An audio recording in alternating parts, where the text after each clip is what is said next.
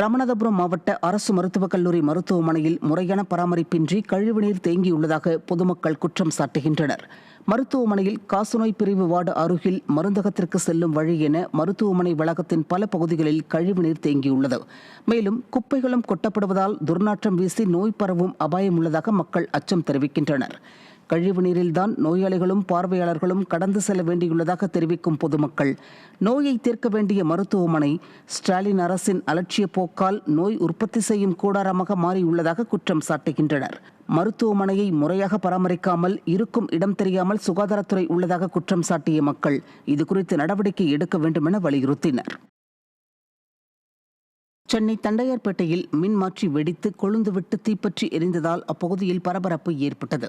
தண்டையார்பேட்டையில் உள்ள காவலர் குடியிருப்பு பகுதியில் இருந்த மின்மாற்றி முறையாக பராமரிக்கப்படாததால் தீப்பற்றி எரிந்தது. மின்வாரிய ஊழியர்களின் மெத்தன போக்கால் இப்பகுதியில் அடிக்கடி மின்தடை ஏற்படுவதாக பொதுமக்கள் குற்றம் சாட்டுகின்றனர். மேலும் மின்மாற்றி தீப்பற்றி எரிவதாக உடனடியாக புகார் அளித்தும் எந்த நடவடிக்கையும் எடுக்காமல் மின்வாரிய ஊழியர்கள் அலட்சியமாக இருந்ததாக அப்பகுதி மக்கள் குற்றம் சாட்டுகின்றனர்.